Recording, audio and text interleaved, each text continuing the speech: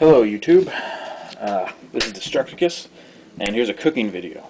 We're going to make a pot roast and cornbread. I'm just using box cornbread, but so for the pot roast, we got a boneless beef chuck roast. It's still a little frozen, which will make it a little harder to season, but it's pot roast. You can cook it. You can cook it completely a block, as a frozen block if you wanted. A little seasoning here. What I like to do is I get some garlic cloves and cut them into little slivers, and then I cut little holes into the steak and stuff the garlic into that. I'll just put a sliver of garlic in there.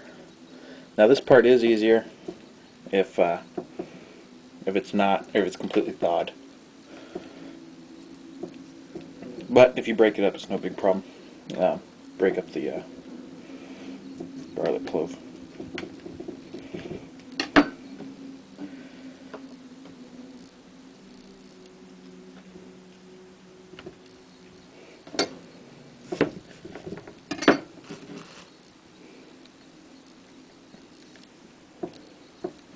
So I'm going to do that, and after I'm done, I'll turn the camera back on and show you some other seasonings for it.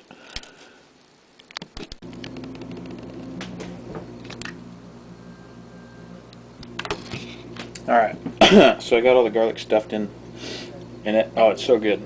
The garlic puts good flavor in the meat, and the garlic roasts inside the roast. You have roasted garlic in there, and it is delicious when you bite into it. So, next for our seasoning comes soaked kosher salt. We're going to give it a good sprinkling of kosher salt.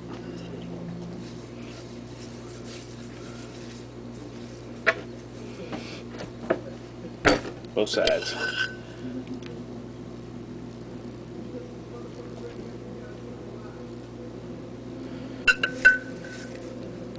Make sure you get the sides a little bit there.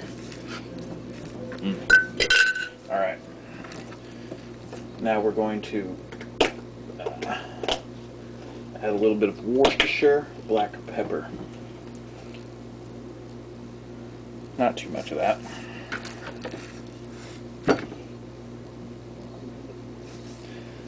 And then we are going to add, because the cloves are so big, it's not going to impart too much of a garlic flavor. We're going to add a little bit of granulated garlic. Not garlic powder, not garlic salt.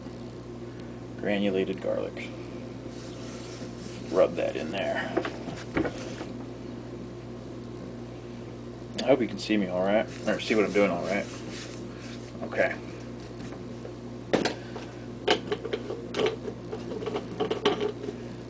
Then, let me wash my hands here.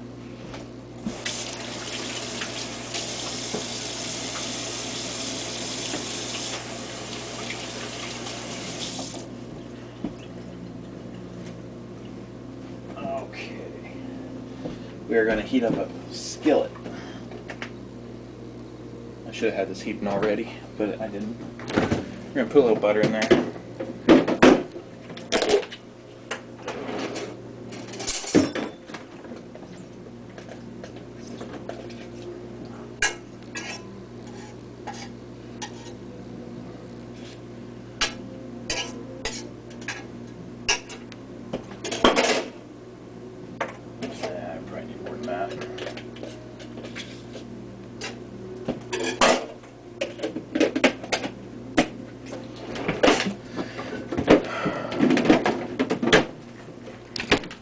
Alright, so got some butter heating up here. When it melts, and what we're going to do is we're going to sear.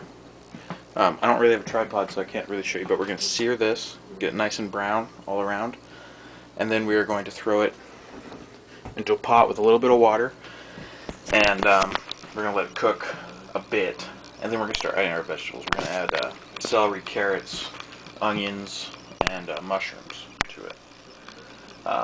I'm going to saute the onions in a pan first, and I might saute the mushrooms too. We're using yellow onions and cremini mushrooms. Always use cremini mushrooms. Always. Or chanterelles if you can get them, but chanterelles are a little rarer in grocery stores, so creminis. Alright. So we got it simmering, or not simmering, but browning. I also forgot we're gonna put potatoes in it. I mean, every meal needs potatoes, right? Come on, everything needs potatoes. So one side's about done. I'm gonna flip it, try to get the edges a little bit too, and we're gonna put it in a pot with a little bit of water. Drain the drippings into the water. If you make it right, you don't need bouillon. You don't need like beef broth or beef bouillon, anything like that. There's no reason for that stuff if you can make a good meal. So what we did is, it was done browning. We put it in the pot with water. Don't be afraid to add a lot of water, because as you boil the other things with it, the water's going to go down. And then if you have too much water and it's not very flavorful, you can reduce it. You can boil the broth down and have more flavorful broth. So don't be afraid of adding water. We're going to let this start simmering in here and start cooking a little bit while we prepare our celery, carrots, onions, mushrooms, and potatoes. Alright, so we got the potatoes peeled. I'll chop them in a second. Here's our carrots. We're not even doing anything. Just baby carrots. Just throw them in normally. Excellent. Celery. Make sure you wash your celery real good. Celery has the most amount of pesticides of all the vegetables. So, yeah. Give that a few.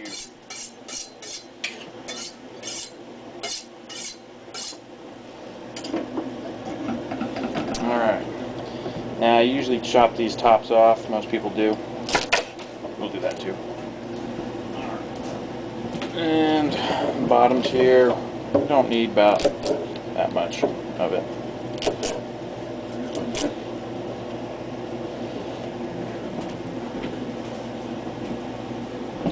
Alright.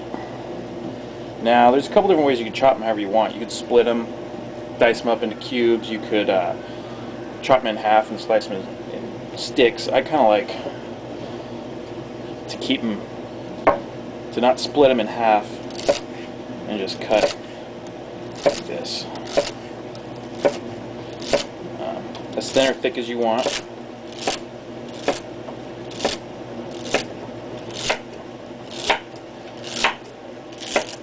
We're going to mix it up. We're going to put some thin in there, some thick in there, so you're going to have a little bit different. And we'll just throw that stuff away. Slap these into a bowl. Just throw them into a bowl here. Any bowl will do.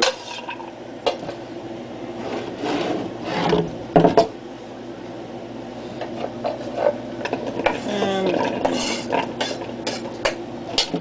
I think that's going to be enough celery.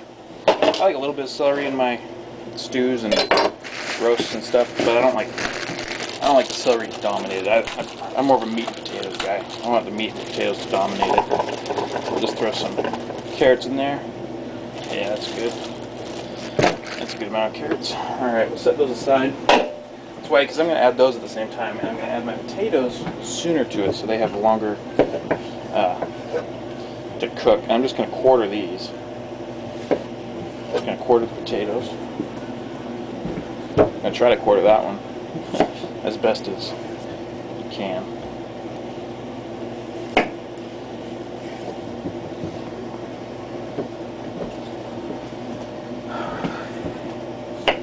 The potatoes are the important part. Nobody likes firm, undercooked potatoes, but people can handle crunchy vegetables. Some people prefer the vegetables crunchy. You know, so it's important you make sure that your meat is done and your potatoes are done. Everything else can, you don't necessarily need it to be done. Oh, there goes. We'll rinse that off. It's fine because it's going to get boiled anyways, so. And we'll slap these into another pan here. Oh, also a tip, if you make your soup too salty, add more potatoes. It'll absorb the salt. Alright, I'm just going to cut up the onions. I'm not going to film that. Onions hit me hard. It really bothers me. But I'm cut up the onions. I'm going to saute them, and that'll be that for the onions. So we got the onions sauteing. Oh, they smell good. Normally I add some good stuff to saute them with, but we're just gonna caramelize them a little bit and then just stick them into the stew. I'd be more fancy if I was making them to like top a burger or something. I have some ways to make those really delicious, but just gonna get these translucent, get a nice little crust on them, caramelization, and then they'll go into the stew. So these are cremini mushrooms. They're usually bigger than this. They're usually about the size of a normal button mushroom. I guess they just got us. This is just what they had in the store. These are awesome mushrooms. This size, I'm going to cut maybe 3 slices out of them and throw them in. It's important you get more mushrooms than you think you'll need because they will cook down a lot. We've got everything in the pot now. Just waiting for it to cook down. And cornbread ready. Oven just needs to preheat for that. Alright, so this is just about done. I cut the meat in half. It's a little pink on the inside, maybe around a medium rare color at the very center. Now I'm going to try the stock, see if I need to boil it down or if it's delicious.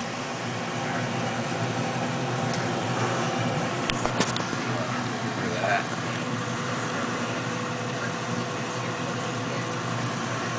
Oh man, that's some good stuff. Don't need to boil it down. No salt needed. No beef stock, chicken stock, beef bouillon, any of that was added. It was all came from this, and it is absolutely delicious. Cornbread. Oh, cornbread's got about a minute, maybe 2 left on it. And there you go. So try this if you want. It is absolutely delicious. Good on a nice cold night. You need to warm up. I'm probably gonna take the roast out and slice up and add it back, but that's about it. See you later.